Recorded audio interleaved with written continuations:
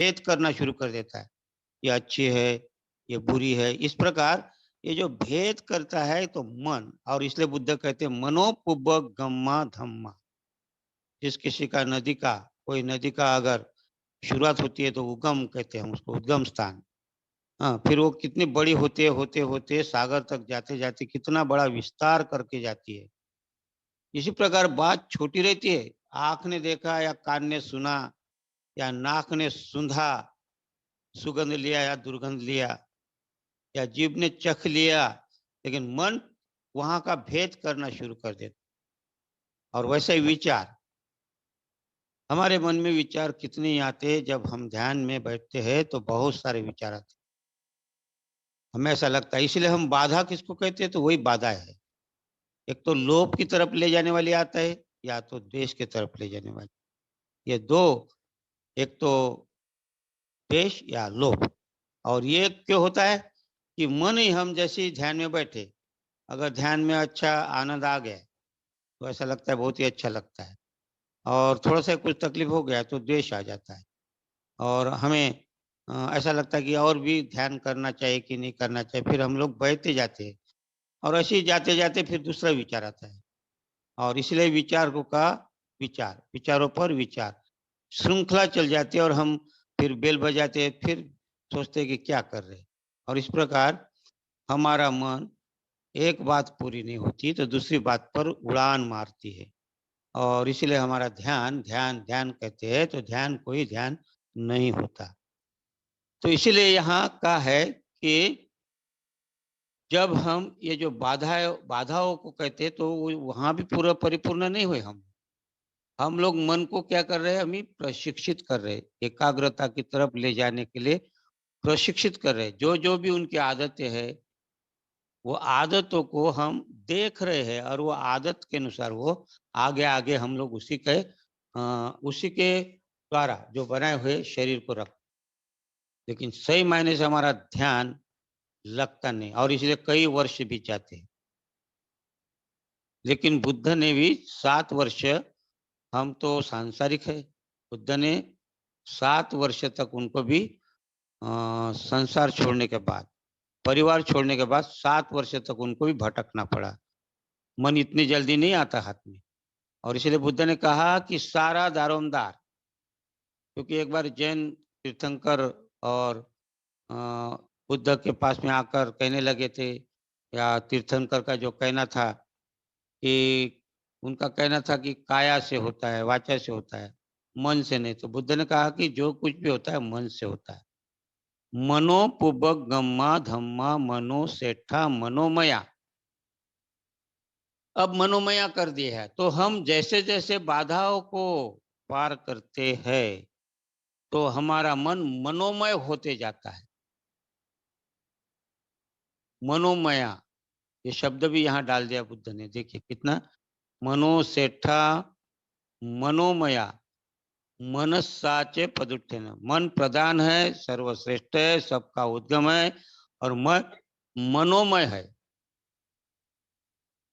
तो मनोमय क्या आता है? मनोमय अर्थात ये जो दिखाई नहीं देने वाली जो बात, शरीर दिखाई देता है लेकिन मन दिखाई नहीं देता है, तो इसलिए मनोमय कहा गया उसको।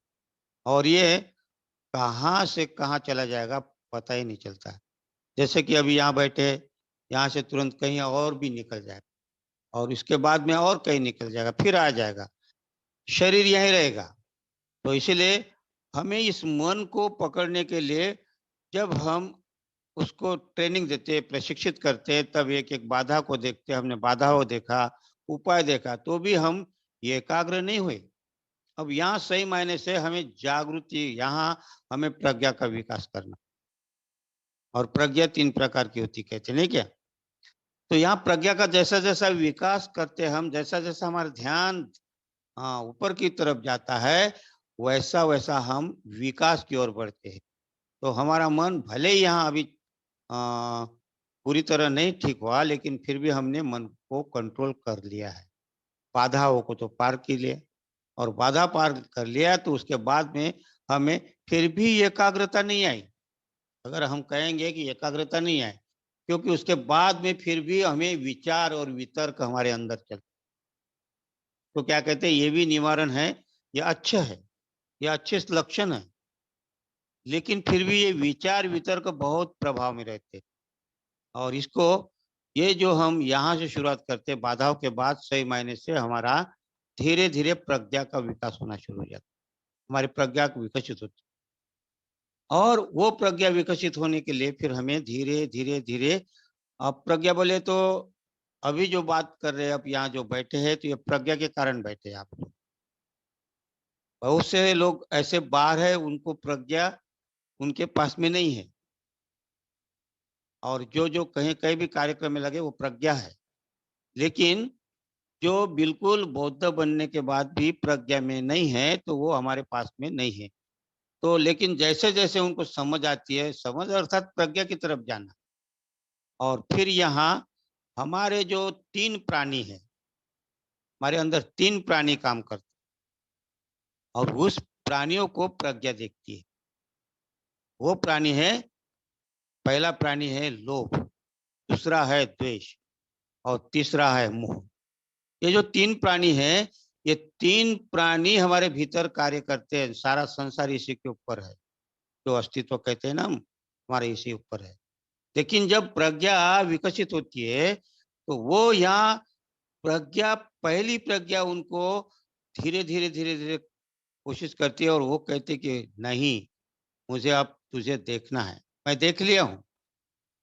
वो फिर क्षोभ नहीं करती। पहली प्रज्ञा क्या है, क्षोभ ही नहीं करती, अर्थात विचलित नहीं होती। क्षोभ करना माने विचलित होना। और ये प्रज्ञा धीरे धीरे हमें पता नहीं चलता, लेकिन हम ध्यान करते हैं, उसका विचार वितर्क को पकड़ने की कोशिश करते हैं। और जैसे जैसे हमारे विचार वितर्क है, ये बड़े अच्छे है। हाँ, विचार और वितर्क का अर्थ होता है इस प्रकार, खेत में हम जो कचरा निकालते हैं, तो कचरा निकालने के समय जैसे उसको हसिया कहते हैं, या जो घास काटने का या कचरा काटने का जो औजार होता है, शस्त्र होता है, उसको हसिया कहते हैं, और क्या कहते हैं आपके यूपी में पता नहीं। तो वो हसिया एक हाथ से पकड़ना, हाँ, और जो घास है, जो कचरा है, एक हाथ से ऐसा पकड़ कर दूसरे हाथ में हसिया या शस्त्र से उसको काटते, इसको कहते हैं विचार वितर्क। और इसी प्रकार जो कचरा है वो काटने का काम करता है, मतलब ये प्रज्ञा का कार्य है। तो ये स्मृति जिसको हम कहते हैं, यहाँ स्मृति कार्य करती है, प्रज्ञा कार्य करती है। और इस प्रकार पहले जो हम यहाँ पहले स्टेप में पहुंचते, पहले चरण में पहुंचते हैं, तो धीरे धीरे हमारे मन में जो विचार वितरक होते हैं बहुत प्रभावित होते हैं, लेकिन वो कोई परिपूर्ण नहीं है। और इस प्रकार यहाँ बहुत तकलीफ होती है। ऐसा नहीं है कि अभी ध्यान में बैठे पहले ही चरण में लग गए, प्रथम जो चरण होता है ध्यान का, लेकिन जैसे आप, और ये ध्यान आनापान सती से होता है, ये भी ध्यान में रखें। आनापान सती जो आपकी परिपक्व होते होते होते होते उस अवस्था में आते हैं, तब आपके विचार वितर्क बहुत अच्छे सुसंस्कारित रहते हो, अच्छे सुविचार रहते हैं। लेकिन वो विचार है और वितर्क है, उसको भी हमें काट कर फेंकना है, उसको भी नष्ट करना है। और यहाँ नष्ट करने के लिए क्षोभ्य प्रज्ञा कहते हैं, क्षोभ्य अर्थात उसको कहते हैं अक्षोभ्य। अर्थात क्षोभ्य माने विचलित होना, और अक्षोभ्य माने क्या होता है, विचलित नहीं होना। तो अक्षोभ्य यहाँ प्रज्ञा जो है हम एक कार्य करती है, और उसको काटने के लिए कोशिश करती है। और ये तीन प्राणी जो सताते हैं, हाँ, तो राग और द्वेष, ये जो है बड़े खतरनाक दो प्राणी है, और ये अज्ञानता के कारण तो आते हैं। और ये दो अज्ञान के प्राणी, लोभ और द्वेष है, ये अक्षोभ्य नाम की प्रज्ञा उसको विचलित नहीं होते वो, और उसको आने नहीं देती अपने पास। कहते बहुत हो गया अभी तुम्हारा लोभ, मुझे आगे बढ़ना है, अब तुम द्वेष लोभ मेरा कुछ भी नहीं बिगाड़ सकते। जैसे कि वो गाथा मैंने कहा था, पिछले बार भी कहा था, क्या कहते हैं कि दीपं कैरात मेघावी यंग ओघो नाभि कीर्ति। नाभि कीर्ति अर्थात विचलित नहीं होना। कितना भी बड़ा बाढ़ आ गए, कितना भी बड़ी लहरें उठे, तो भी जो पहाड़ होता है, पहाड़ का कुछ भी नहीं बिगाड़ सकता। हाँ, वो टस से मस नहीं कर सकता पहाड़ को। इसी प्रकार हमारा अक्षोभ्य जो मन बनता है, उसको अक्षोभ्य चित्त भी कहते हैं हम। हाँ, ये अक्षोभ्य जो है प्रज्ञा, ये अगर आपको निर्माण होती वहां, और वो आपको मदद करती है, क्योंकि हमारा मन क्या है, मनोपुब्बगम धम्मा, मनोसेठा मनोमया। और यहाँ जो मनोमय है प्रज्ञा, वो मनोमय प्रज्ञा यहाँ काम करती है। और यहाँ प्रज्ञा जिसको हम कहते हैं, तो वो यहाँ उसको पकड़ने की कोशिश करती है। और फिर धीरे धीरे हम, ये जो है धीरे धीरे हमारे अंदर का राग, हमारे अंदर का लोभ, ये धीरे धीरे धीरे धीरे निकलना शुरू। क्योंकि ये अक्षोभ्य प्रज्ञा बहुत महत्वपूर्ण है। और ये कहते हैं कि ये संकल्प करती है। इसका क्या है, ये संकल्प करती है। इसको इसको कहते हैं कैसा, कि भले ही मैं यहाँ से नहीं उठूंगा, चाहे कुछ भी हो, अब मैं, और मेरा साक्षी क्या है, कि ये धरती है और ये आसमान है। इन दोनों साक्ष्य है, मुझे कोई तीसरे की जरूरत नहीं। अभी ये धरती है और ये आसमान है, साक्षी है। अब मैं ये साक्ष्य के रूप में मैं इसके साथ सामने प्रतिज्ञा करता हूँ, संकल्प करता हूँ कि भूमि अर्थात जमीन और ये आसमां, ये दोनों के साक्ष्य में मैं अभी ये संकल्प करता हूँ कि मैं यहाँ से दृढ़ संकल्प करके यहाँ से तब तक नहीं उठूंगा जब तक मुझे मेरा जो टारगेट है, मेरा जो लक्ष्य है, उसको प्राप्त नहीं। और टारगेट बहुत दूर है, अभी लक्ष्य बहुत दूर है। अभी हम तो शुरुआत हो रही, प्रथम जिसको पहला चरण कहते हैं, पहला ध्यान कहते हैं, प्रथम ध्यान कहते हैं। यहाँ बहुत तकलीफ होती है, ऐसी बात नहीं है, लेकिन आनंद भी आता है, बहुत आनंद आता है। इसमें आपको ऐसा लगता, मन लगता है, क्योंकि ये जो अक्षोभ्य नाम का जो प्रज्ञा है, ये आपकी धीरे धीरे आपको मदद करना शुरू करती है, और आप धीरे धीरे आगे बढ़ते रहते हैं, और आपका सराव चालू रहता है। और सराव क्या है, तो हम कितना घंटा तक करते हैं, 1 घंटा करेंगे, 2 घंटा, 3 घंटा करेंगे, नहीं क्या, ज्यादा से ज्यादा आधा घंटा भी करते हैं हम लोग, तो जल्दी पैर दर्द देते होंगे बहुत सारा।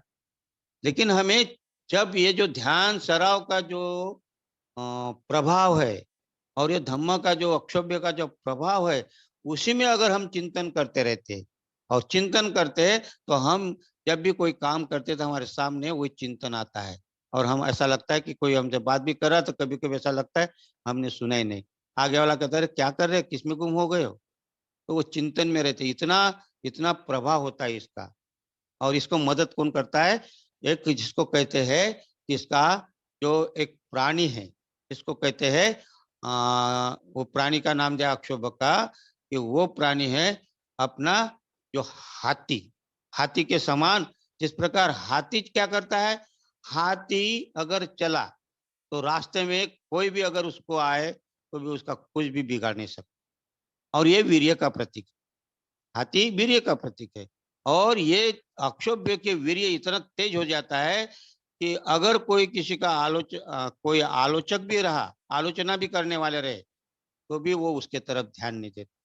और उसका जो टारगेट है, वो इसको कहते हैं अक्षोभ्य, मतलब वो अपने जगह में एकदम खंबीर हो जाता है, तटस्थ हो जाता है, और एकदम उसको कहते हैं निश्चल हो जाता है। वो अभी अपने टारगेट के सिवा दूसरा कोई ध्यान नहीं रहता उसको। और इसी प्रकार वो प्राणी, जिस प्रकार एक हाथी प्राणी होता है, वो चलते समय छोटे मोटे कीड़े मकोड़े को रोनते हुए चलता रहता है। हाँ, तो इसी प्रकार ये छोटी मोटी जो अपनी समस्याएं आती, घर में आती, परिवार में आती, समाज में आती, जहां भी आती है, तो वो समस्याओं को रोनते हुए अक्षोभ्य चलता है। और ये प्रथम ध्यान में विचार और वितर्क बहुत बहुत बहुत कठिन रहते हैं। हमें देखने के लिए ऐसा लगता है, आज हमारा जीवन देखे जाएंगे ना, बहुत कठिन है। लेकिन ये अक्षोभ्य नाम की प्रज्ञा जो है, आपको मदद करते रहती, आपका संकल्प को दूर दूर तक ले जाती है। आपके सामने आकाश की तरह वो प्रज्ञा होती है। वो देखते आकाश विशाल होता है, और विशाल आकाश में जिधर देखे उधर क्या गहरा नीला, अर्थात गहरा नीला कहते हैं हम आकाश। अर्थात अगर हम चलते हैं तो हमें क्षितिज के समान लगता है, लेकिन चलते चलते वो आकाश ऐसा मिला हुआ रहता है। लेकिन अगर हम अब ये हाथी के समान, हम बहुत ही निर्भय होकर, और निर्भय होकर, आत्मनिर्भर होकर, और निर्भर होकर हम निकलते हैं। और फिर जो भी समस्या आती है उसका सामना करते, हंसते हुए सामना करते। और इस प्रकार आपका सारा दिन अगर आप काम भी करते हैं, आपकी आपका जो भी कला कौशल है, काम है, व्यापार है, धंधा है, जो भी कुछ है, वो करते हुए भी आप चिंतन, आपकी जो अक्षोभ्य है, ये चिंतन में रहते हैं और आप काम करते रहते हैं और बहुत सारा ध्यान उसी में रहता है और फिर आपसे जो गलतियाँ होना है, वो गलतियाँ कम होती है। बहुत ही सावधानी से आप इसका ध्यान रखते हैं। विशाल नीले रंग के ऊपर आप रंगे रहते हैं। जैसा नीला, ये जो विशाल आकाश का रंग है, तो आपके मन में वो बात आती है कि मुझे ऐसा ही विशाल आकाश की तरह बनना है। हाँ, विशाल आकाश कैसा होता है? एक इसको कहते हैं कि आकाश, सब तरफ आकाश ही आकाश, खालीपन है। अर्थात खालीपन का मतलब कुछ भी नहीं है और उसको हम फिर धीरे-धीरे, धीरे-धीरे हमारे अंदर की जो बुराई है, तो आकाश जैसा खालीपन होता है, वैसा खाली होने की कोशिश करते हैं। और ये होने के खालीपन के लिए हम देखते हैं कि हमारे अंदर कौन-सी बातें ज़्यादा प्रभावित होती है, तो वो देखते हैं अनित्यता को। और फिर अनित्यता को क्या है, यहाँ समझना शुरू करते हैं। ये अक्षोभ्य प्रज्ञा यहाँ अनित्यता को समझना शुरू करते हैं। तो अनित्यता हमें समझ में कब आएगी? हमें तो मालूम है अनित्यता है, ये समझते हैं, ऊपरी तौर पर बोलते हैं। लेकिन सही मायने से यहाँ अनित्य ने हर वस्तु, हर चीज़, हर पदार्थ जो है, वह अनित्य है। अर्थात ये शरीर भी अनित्य है और ये शरीर नष्ट होने वाला है। तो ये अनित्यता जब समझ में आई तो फिर मैं क्या हूँ? फिर मैं अहंकार को क्यों पालूँ? तो ये अक्षोभ्य उस अहंकार को मात करता है। क्या करता है? अहंकार पर मात करता है। जो अहंकार आता है तो अनित्यता ये जब साथ देता है तो वो अक्षोभ्य या अहंकार पर कार्य करता है। तो फिर अपने आप को देखता है चिंतन में कि मेरे में कहाँ-कहाँ सुबह से लेकर कहाँ तक शाम तक मैं कौन-सा अहंकार में था और अब मुझे कैसा इसको निकालना है।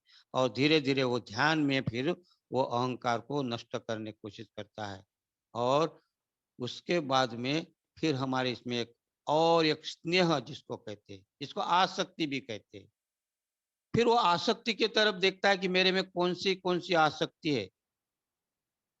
तो ये जहाँ-जहाँ भी आसक्ति है, इसके ऊपर ये अक्षोभ्य मात करता है और मदद करता है और हाथी की तरह वो वीर्यवान होकर उस आसक्ति को दूर करने के लिए वो देखता है कि आसक्ति मुझे में कहाँ से आ गई और फिर देखता है इसका कारण है कि ये आसक्ति आई है या मुझे द्वेष भी आता है, तो ये आया है तो अज्ञान के कारण और वो उस अज्ञान को पकड़ता है। और फिर धीरे-धीरे वो अपने आप को अज्ञान की तरफ देखकर ये अज्ञानता के कारण मेरे अंदर आसक्ति आई है। और यहाँ प्रज्ञावान फिर विचार वितर्क का काम यह है कि वो हँसिया से शस्त्र से एक हाथ से हँसिया पकड़ना या शस्त्र पकड़ना, औजार पकड़ना कचरा का निकालने के लिए और ये जो अभिमान रूपी कचरा है या आसक्ति रूपी कचरा है या देश रूपी जो कचरा है उसको पकड़ कर और स्मृति के साथ में, जागृति के साथ में उसको प्रज्ञा के हसिया से, शस्त्र से उसको काटता है अक्षोभ्य रूप। और इस प्रकार हम धीरे, धीरे, धीरे, धीरे उस तरफ हम बढ़ते रहते हैं और ये विचार वितर्क एक समय ऐसा आता है कि ये भी समाप्त हो जाता है। और ये भी एक प्रकार की न्यूरनी है। और ये पहला ध्यान में हमें ज़्यादा से ज़्यादा ये अनित्यता के ऊपर, अनित्यता समझने के बाद में कि ये शरीर ऐसा है कि अनित्य पल-पल जो है शरीर का जो भाग है, ये शरीर ही नहीं तो हर वस्तु संसार की अनित्य है। और अनित्य अगर है तो ये मेरी क्यों? मैं क्यों? तो उसके ऊपर नष्ट करने के लिए कोशिश करता है। और फिर देखता है कि जो भी कार्य कारण भाव है, जो भी इस संसार में निर्माण होता है वो निर्माण सकारणों से होता है और कारणों से ही नष्ट होता है। और ये कारण को ही नष्ट कर दिया तो फिर मैं अक्षोभ्य हो जाऊंगा, मैं एकदम विचलित न होने वाला हो जाऊंगा और फिर उसका संपूर्ण ध्यान उस अनित्यता को देखकर हमारा धीरे धीरे धीरे धीरे जो अंदर जो हमारा जो कचरा है, अहंकार का कचरा है, स्नेह माने ममता, जिसको हम कहते हैं हमारी ममता। हमारी ममता क्यों है कि ये जो शरीर है, ये शरीर को हम समझ नहीं लेते हैं, तो ये शरीर में आत्मा है करके हम कहते हैं और ये आत्मा है, इस प्रकार का शरीर को समझते हैं। और फिर जब हम शरीर का विश्लेषण करते हैं, चिरफाड़ करते हैं, तो पता चलता है कि यहाँ आत्मा नाम की कोई चीज नहीं। तो फिर आत्मा नाम की चीज नहीं है तो स्नेह कहाँ से आ गया? या आत्मवाद या जड़वाद हम कहते हैं, या जड़ता कहते हैं, ये जड़ता ये आत्मवाद के कारण है। और ये उसको अनित्यता को देखते हैं कि शरीर में कोई ऐसी चीज नहीं है और ये शरीर अनात्म है। इस तरफ अब जब देखता है तो ये शरीर का इस प्रकार वो नागसेन मिलिंद को कहता है कि महाराज ये शरीर में हाँ कहाँ नागसेन है, कौन नागसेन है, कैसा नागसेन है ना? ये जिस प्रकार रथ है, रथ में जिस प्रकार वो बना हुआ है, तो उसका अलग अलग अलग अगर पार्ट पार्ट अलग कर दिया है तो फिर वहां रथ नाम की कोई चीज नहीं रहेगी। ये शरीर भी ऐसा ही है, जितने प्रकार से बना है, इसमें जो भी है, हाँ रोम है, चाम है, क्या कहते हैं, रोम चाम मांस स्नायु, है ना, हड्डी हड्डी की मज्जा, प्लीहा क्लोमक यकृत फुफ्फुस, अ, छोटी आंतड़ी बड़ी आंतड़ी हृदय, हाँ ये जो सारी चीजें है, ये अगर अलग अलग कर दिया तो इसमें आत्मा नाम की कोई चीज नहीं है। तो फिर मैं आत्मा नाम की चीज नहीं है ये समझ में आ जाता है। और दूसरी बात यह महत्वपूर्ण ये समझ में आ जाती है कि सब मिलकर एक वस्तु बनती है। तो ये शरीर भी जो बना है, बहुत सारी चीजें मिलकर बना है, इसलिए मैं कहाँ हूँ? ये तो सब लोग, सब वस्तुएं मिलकर बना है ये शरीर। तो मैं कहाँ है, ये जब समझ में आ जाता है तो समझ जाइए कि वो अक्षोभ्य यह काम करता है। और अक्षोभ्य के बाद में वहां समझ में आ जाता है कि मेरा टारगेट क्या है, मेरा लक्ष्य क्या है, कि मैं जो मैं में पड़ा था और ये जो आसक्ति में पड़ा था, ये अनात्म है और ये अनात्म है और अनित्य है और इसके चक्कर में पड़ा हूँ। तो ये अक्षोभ्य नाम की प्रज्ञा यहाँ कार्य करती है। आप प्रथम ध्यान में जब यहाँ पहुंच जाते हैं तो आपकी श्रद्धा, जो श्रद्धा कहते हैं ना हम, अभी अभी हमारी श्रद्धा क्या है, बुद्धम शरणम गच्छामि बोले तो बुद्ध पर श्रद्धा हो गई। वो बाबा साहब के कारण हमारी श्रद्धा बढ़ गई, इसलिए हम बुद्ध के तरफ आ गए। तो बाबा साहब के ऊपर श्रद्धा बढ़ गई। और बाबा साहब के कारण श्रद्धा बढ़ी, वो श्रद्धा नहीं है। बाबा साहब को संविधान दिया है इसलिए हमारी श्रद्धा बढ़ गई है। लेकिन बाबा साहब ने मान लीजिए संविधान नहीं दिया रहता, बहुत सारे लोगों ने संविधान नहीं दिया तो सहूलत नहीं मिली।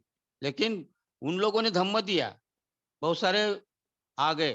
बहुत सारे अगर संत कबीर देखेंगे या अनागारी धर्मपाल देखेंगे या और बहुत सारे बोधिसत्व हो गए, उन्होंने ये जो परंपरा चलाते आ रही है कि धम्म सिखाने की कोशिश की। लेकिन बाबा साहब ने कहा कि पहले इनका दुख दूर करना पड़ेगा, और दुख दूर न करने के बाद भी उनको कुछ दिन के लिए सहूलत मिल सकती है, लेकिन परिपूर्णता नहीं।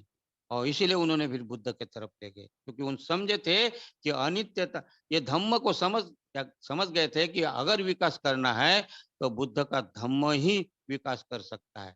और इसीलिए हमें बुद्ध के तरफ ले गए। और फिर उनकी श्रद्धा जो बड़ी बुद्ध के प्रति, वो श्रद्धा ऐसी हमारे अंदर जब अनित्यता अनात्मा हम समझेंगे, तब बाबा साहब समझ में आएंगे। और फिर बाबा साहब जब समझ में आएंगे तब हम उसके तरफ बढ़, और तब पता चला हमें कि हमारा जो मन है ये कितना गहरा है, कि हमें कहाँ कहाँ से बुलाता है।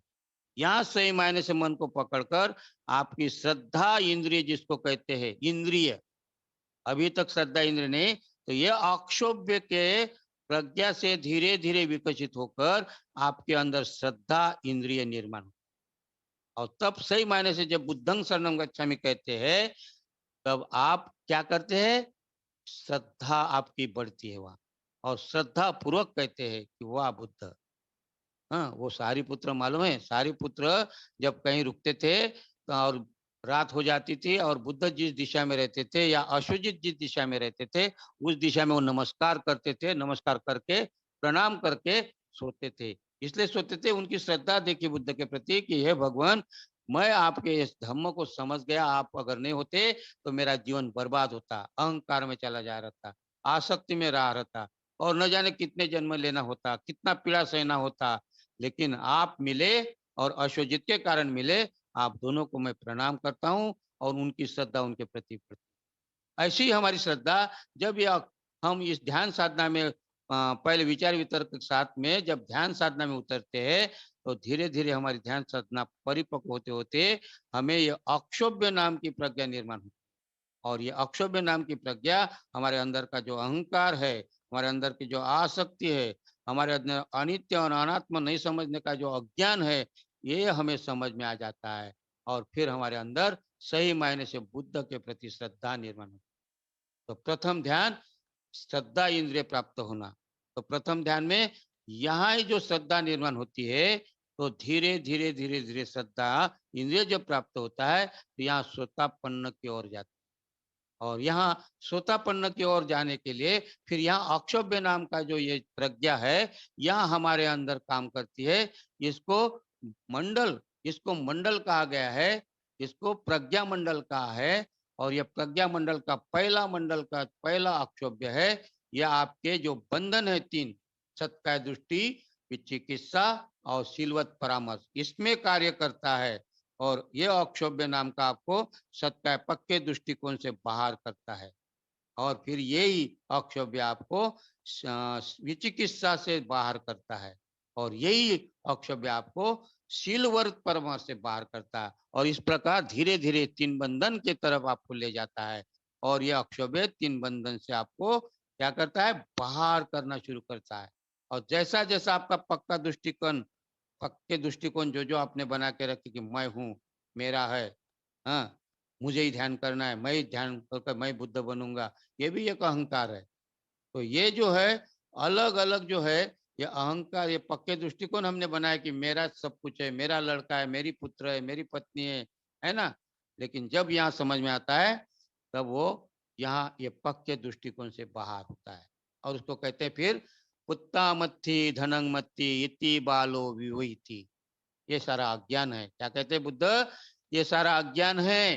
पुत्ता मत्थि मेरा पुत्र, धनंग मत्थि मेरा धन, इति बालो विवहिति, यहाँ ही इसी चक्कर में रहता है आदमी। और इसीलिए ध्यान नहीं लगता, क्योंकि मेरा मेरा मेरा पुत्र, मेरा धन, मेरा पुत्र, मेरी पत्नी, यहाँ मेरी संतान, इसी में लगे रहते। और दूसरा धन क्या कहते हैं कि मेरा जमीन, हाँ, मेरा धन, जैसे जानवर है मेरे जानवर, इसी प्रकार जैसे हम पालते गाय बैल जो भी है, तो इसी को धन समझते हम, पुत्र, और यही धन समझते हैं। और इसी में हमारा चक्कर में रहते हैं और हमारा समय बर्बाद करते हैं। तो पुत्ता मत्ती धनंग मत्ती इति बालो, बालो माने अज्ञान। जब ये अज्ञान का अक्षोभ्य यहाँ निकलता है तो दूर होता है, तब समझता है। क्या कहते हैं, ये पुत्ता मत्ती धनंग मत्ती इति बालो विवहिति अत्ता अत्तनो नथी कुतो पुत्ता कुतो धनंग। अरे मैं खुद ही स्वयं का मालिक नहीं हूँ, मैं स्वयं का ही मालिक नहीं, मतलब स्वयं को ही मेरे को पता नहीं मैं क्या हूँ। तो मेरे पास कहाँ का धन और कहाँ का पुत्र। हाँ, ये ज्ञान जब होता है और तब यह अक्षोभ्य यहाँ कहता है कि यहाँ काम करना है। और फिर यहाँ श्रोतापत्ति मार्ग की तरफ बढ़ते हैं। तो पहला ध्यान में हम श्रोतापत्ति फल प्राप्ति तक जाते हैं। और फिर इसके बाद में जो बल होता है, इंद्रिय बल कहा जाता है उसको। पहला क्या है, इंद्रिय, श्रद्धा इंद्रिय। लेकिन अभी श्रद्धा इंद्रिय फिर वो श्रद्धा बल में परिवर्तित होती, रूपांतर होता है। कैसा, जैसे कि हम स्कूल में जाते जाते जाते एक साल तक जा रहे और फिर पास हो गए, तब हम कहते कि अमुक अमुक मैट्रिक पास या बीए पास, हाँ, या 8वीं पास कहते। तब तक क्या करते, स्कूल में जाते, 8वीं तक स्कूल में जा रहे। तो ये इंद्रियों के स्कूल में जा रहे हैं। जब श्रद्धा इंद्रिय निर्माण होता है और फिर श्रद्धा निर्माण कब होगा, तीन बंधन को तोड़ने के बाद। और तीन बंधन तोड़े तब आपका श्रद्धा इंद्रिय प्राप्त होता है, अर्थात बुद्ध के प्रति, बोधिसत्व के प्रति आपकी श्रद्धा, अनित्यते या सत्य के प्रति श्रद्धा निर्माण होती है। और तब ये श्रद्धा निर्माण होने के बाद श्रद्धा बल प्राप्त होता है। और फिर आप यहाँ तीन बंधन को तोड़ते हैं, पक्का दृष्टिकोण, चिकित्सा और शीलवत परामर्श। तो इस प्रकार पहली प्रज्ञा आप निर्माण करते हैं आपके अंदर, हाँ, और उसका नाम है अक्षोभ्य प्रज्ञा। ये पहले मंडल की प्रज्ञा है। तो हमें धीरे धीरे यहाँ तक पहुंचना है। और हमारे अंदर के जो भी विकार है, धीरे धीरे हम ध्यान करते रहेंगे। हमारा टारगेट अगर सही रहा तो हमारा संकल्प सही रहेगा, हम भूमि स्पर्श मुद्रा जिसको हम कहते हैं, और इस प्रकार हम उस ओर जा सकते हैं जिसका जो हमारा टारगेट है। तो पहली जो प्रज्ञा, इसके ऊपर हमें ध्यान देना है। और फिर अगर ये पहली प्रज्ञा प्राप्त होती तो उधर की जो प्रज्ञा है वो प्राप्त होने के लिए देर नहीं लगती। जैसे ही हम श्रोतापन्न होते हैं तो उधर का जो रास्ता है आसान हो जाता है, लेकिन आसान तब तक नहीं है जब तक हम श्रोतापत्ति फल प्राप्त, बहुत कठिन है। तो आपने आपको सबसे गुजारिश है कि आप ध्यान में ज्यादा ध्यान दीजिए। आनापानसति परिपक्व होना चाहिए और हमारे जो बाधा है उसको नष्ट करना चाहिए, और हमारे विचार वितर्क है और फिर जो है ये जो एकाग्रता तक गए नहीं हम लोग, अभी समाधि जो हमारी प्रथम ध्यान तक ही है, अभी हमारे परिपूर्णता नहीं है। हम तो प्रयत्न कर रहे हैं, लक्षण आपके ऊपर देख सकते हैं और धीरे धीरे आप वहां तक पहुंच सकते हैं। तो बहुत बहुत धन्यवाद, आपने सुना। आपको अंतर्मन को प्रणाम करता हूँ और जल्दी से आप भी श्रोतापन्न बने। श्रद्धा इंद्रिय